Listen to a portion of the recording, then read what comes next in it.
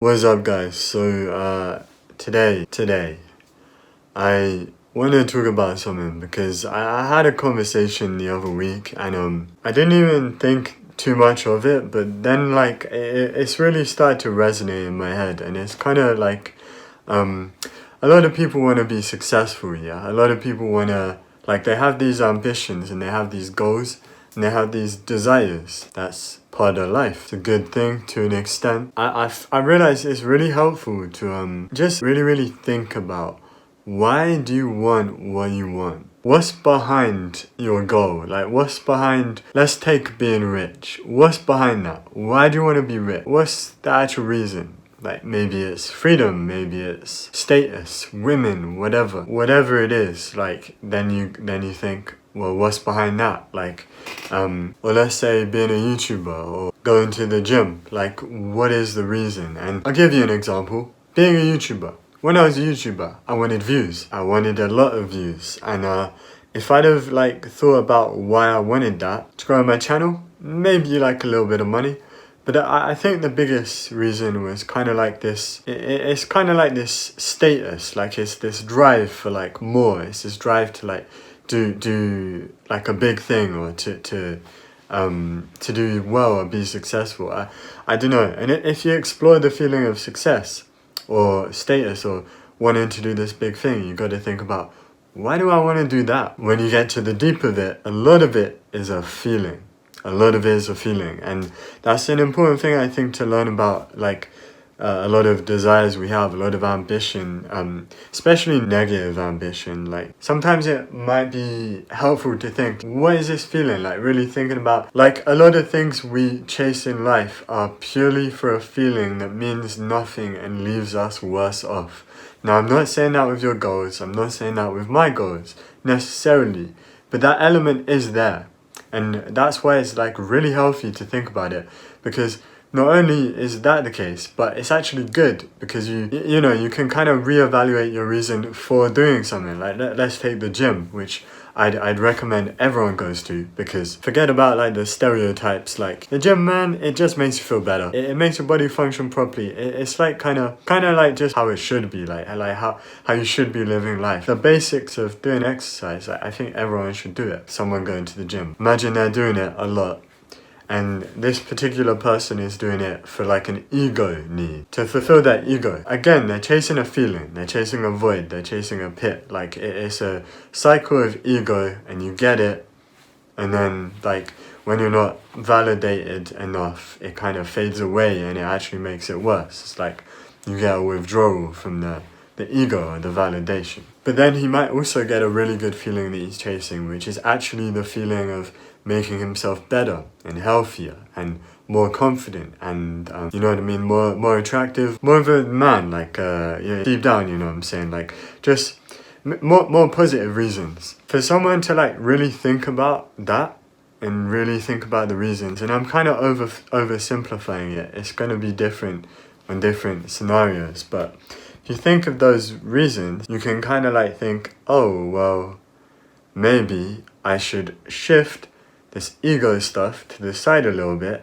and put more of my eggs in the more lasting, you know, going for that feeling that's like actually gonna make me better. But also it's good to question even those feelings, like, you know, why do you want to be attractive? Why do you want to be stronger or whatever, healthier? Like I'm not saying that in a you shouldn't, but like it's actually good to be aware, because again you can change what you're aiming for. You more in the direction of what's actually good and meaningful, and less in what's bad. And like, you know, you'll probably find a lot of the bad things are generally like pride, anger, lust, etc., like the hollow things, kind of like what you'd think of as sins, really, stereotypically, like these things which just lack anything really. They're just feelings, they're just like thrills almost. And I gotta warn like against like a sort of nihilistic, like existential crisis feeling, like, why am I doing anything? Why am I doing anything? Why am I doing anything? Why do I want to feel love? Why do I want to feel good? Like, love is just an illusion, like it's all chemicals, like this and that. Like, I don't think that's useful. I don't think that's right, you know. I think nihilism is just something to turn away from and not take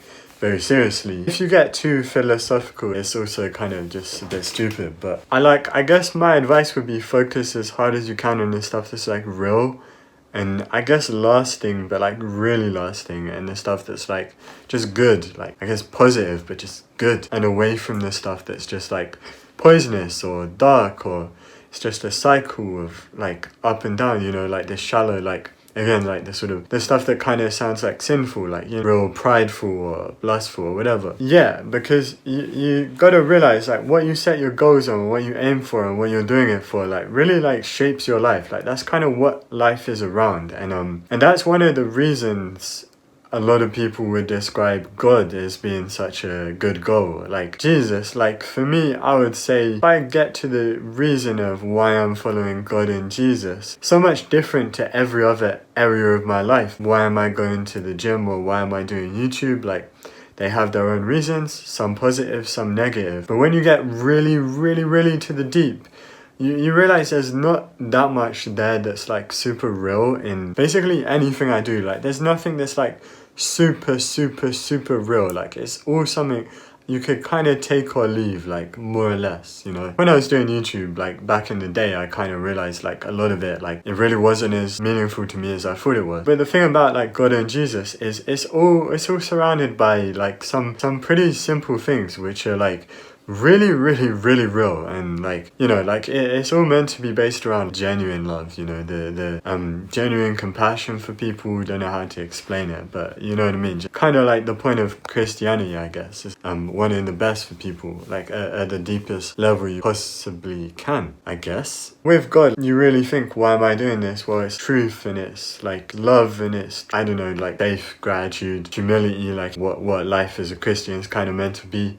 mercy and forgiveness. And like if you really think about it, I won't be able to explain it properly. If you explore that feeling, it kind of like gets to the bottom of everything. I heard Jordan Peterson say a while back, I'm paraphrasing, the way of God, like following that, what that would do is create the best like overall scenario for you and the people around you and your society and the world and blah blah blah, now and in the future, like in a day and in a week and in a month, in 1,000 years. Like that's, we'll probably take another video to explain it properly, and obviously it's not like a scientific formula. Like part of the faith of following God and Jesus is truly deep down, like in the long run will have this good effect, and we may not be able to see it exactly, but it will. And I do actually believe that, like for many reasons. But like when you just get to the bottom of it, even, it's just like, well, like, I don't know if you've had a moment where someone's been randomly, like, kind to you, right? Just an example of what I'm trying to talk about, what's at the bottom of love and goodness, because, like, it's a pretty good example, because you just feel unbelievably good in, like, a pure way.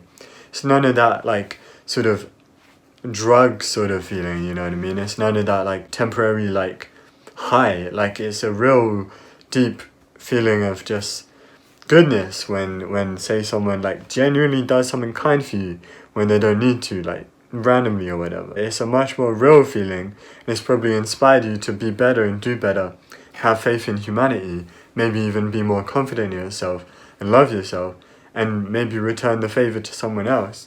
And you can imagine the ripple effect of that could be amazing, and that would just be a small action, and that's so much more of a deep thing than, like, I don't know, smoking some weed. Good feeling for a while, kind of like calm down from it and just feel a bit like trash, and you kind of feel like the only thing that's going to make you feel better is doing it again, and it's like cycle negatively affects you a bit, you know what I mean? It's like, it's messy, and lots of like short-term pleasures are like that. And it's just the contrast, like that kind of genuine love feeling, the kindness. You go deep down, you don't know how like strong that effect is gonna be. Like I truly believe that these like things with just a spirit of real like true goodness, don't know if this sounds a bit wacky, but hopefully you get my point. Like these feelings which are just really good, they're kind of like a higher like thing, you know. That effect could be like trickle down, and it's kind of like the idea of karma or whatever, but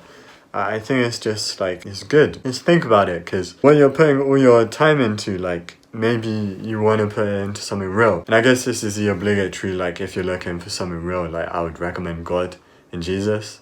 Like literally just read the book Matthew in the Bible. Takes like not very long at all, like literally, like you could do it in a day, honestly. But yeah, that's like a sincere, like I can, the reason I'm saying this is because like I thought about this a lot, and I'm not gonna claim I'm some genius, but through a lot of my thinking, I can quite confidently say that I think like God and Jesus are by far the most meaningful things, and they are like, they're at the top of all this philosophizing and what we like intrinsically like hunger for, you know, what we intrinsically want. Take my word for it or not, it's all good.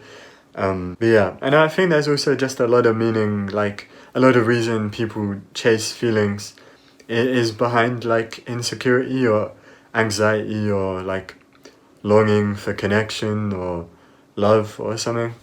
It's worth thinking about. You can think about it a bit. I wouldn't drive yourself crazy, like thinking you need to like fill in all of the gaps in your life, like in a kind of OCD way, and you need to fill in like every single gap in like your heart. Like, you don't need to overthink it, but maybe it just makes you think like, oh, like I should be doing things to make me less insecure, or connect with people more, or talk to people more, or be more social, or go out of my comfort zone, or just like hate myself less, or anything like that. I'm just trying to think of like relatively like common struggles people go through. But yeah, man, and if you want a separate video on that sort of thing, like the mental health thing, let me know. And I'm gonna end it there because this video has probably gone on for way too long. Thank you guys for watching. I really do appreciate it. Catch you later. It's been Pokey. Peace.